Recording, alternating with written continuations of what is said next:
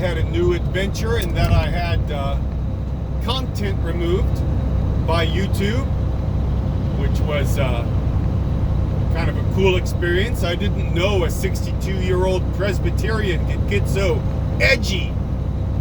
So that's kind of fun. So I'll try again to communicate what I was attempting to communicate in my previous attempt that was removed. We're doing our best to get as many people vaccinated as we possibly can. There's a portion of the population that it doesn't matter what happens, they will never be vaccinated. And there are a lot of people, there are the majority of people, I suppose, that are going to get vaccinated as soon as they can. And then you have a bunch of people somewhere in that spectrum.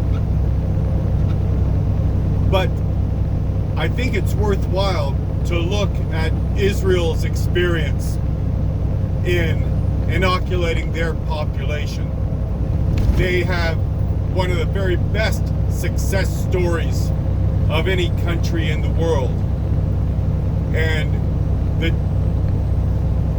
one of the main differences, one of the striking differences between the United States and Israel is that in the United States there are no enforced consequences to deciding not to be vaccinated, nor are there appreciable social benefits to being vaccinated that are enforced.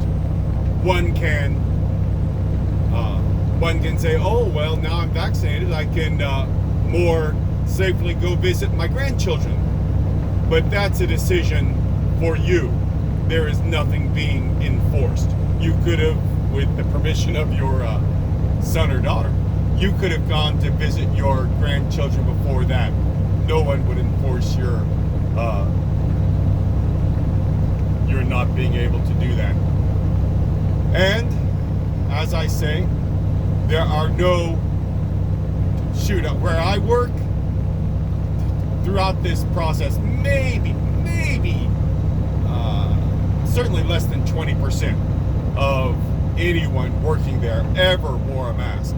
As you can tell, we're dealing with truck drivers, and it's really sad because we're in a union, and Biden's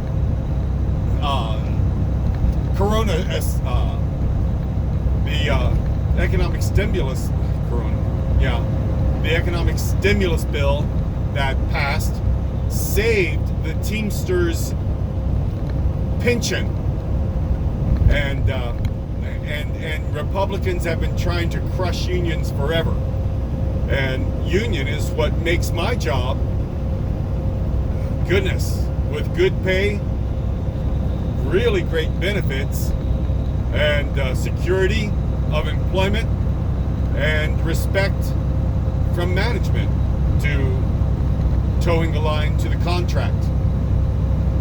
And yet,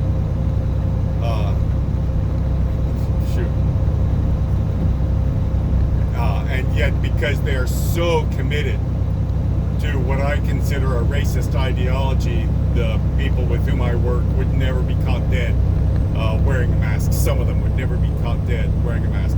I expect almost all of them wear a mask when they go into the grocery store because it's enforced, and the social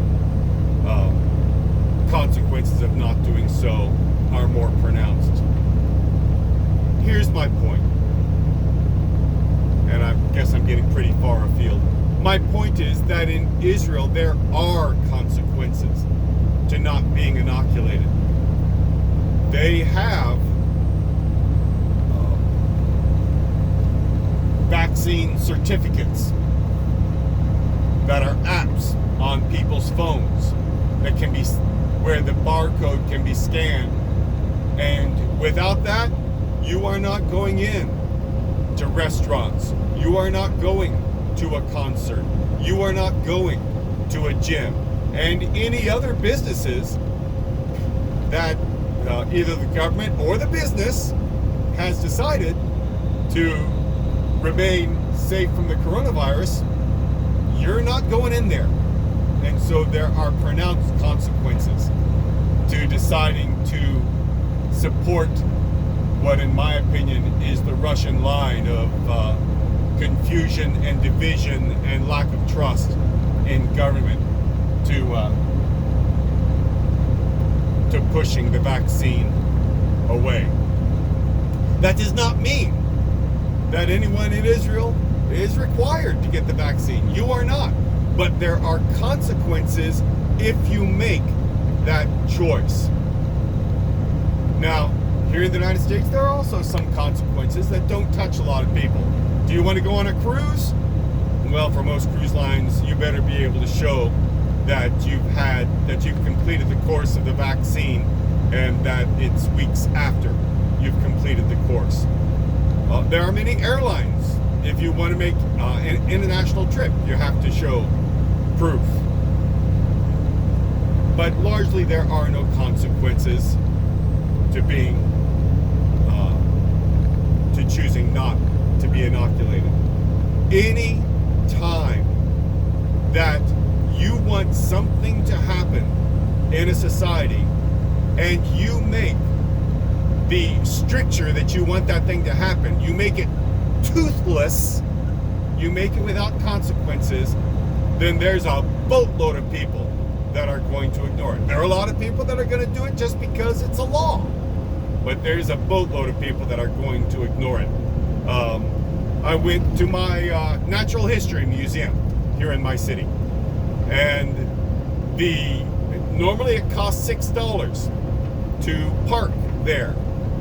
Shoot, all I wanted to do was take my son to lunch at the restaurant there, because it's a very historic place where they put the Natural History Museum.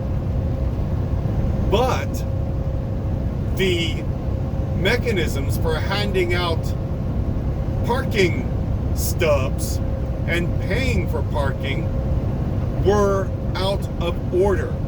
And so the bars were up for parking, and there was just a little sign, pay for parking, where you buy museum tickets, the Natural History Museum tickets. Well, that's the rule. And yes, it was crazy. My son and I stood in line for a while just to be able to pay our parking. But boy, a bunch of people just, of course, they're going to go in and out and not pay for the parking because there is no enforcement. It's the same way with if you make a toothless social rule that everybody needs to be vaccinated, then you're going to have a whole lot of people that say no. This is obvious. If I was just driving down the road and someone was pulled over by the police, poor son of a gun, and but 6 other people saw that and they thought to themselves, boy, I don't want to be in his position, so makes me happier that my truck is governed so that I don't have to think as much about the speed limit, because I'm not going to be able to approach the speed limit anyway. This is what, bottom line, this is what needs to happen in our country.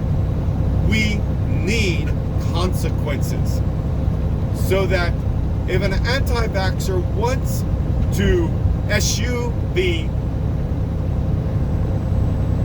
coronavirus vaccine, they are free to do so, but they will have inconveniences. Not devastating inconveniences, but they will have inconveniences for choosing not to do so.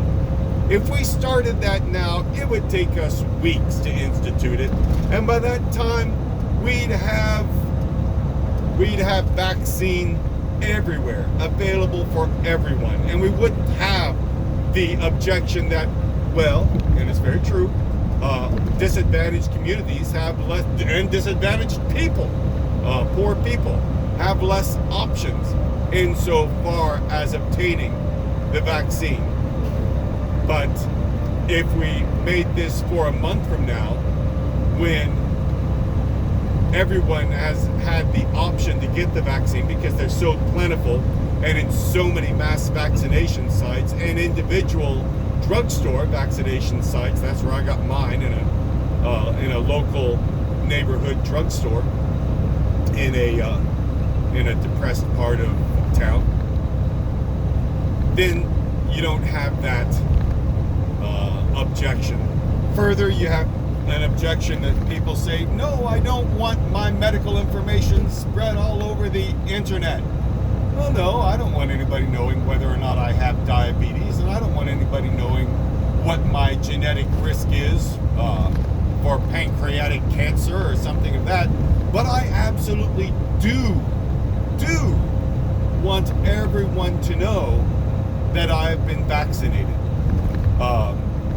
And I think most people would not have a trouble with that piece of medical information, frankly, being advertised. There are people going on television saying, hey, I've been vaccinated, you need to be vaccinated too, in public service commercials.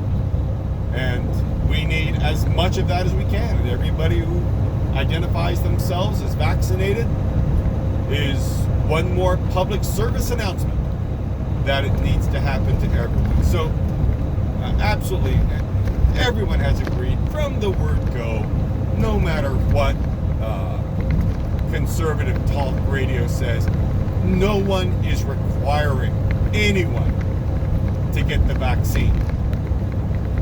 But there have to be consequences. There have to be some silly little one-legged wobbly leg for virtue, to support virtue, to support public health, to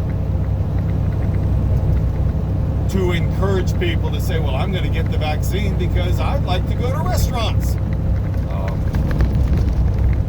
And that will be a big benefit for our country.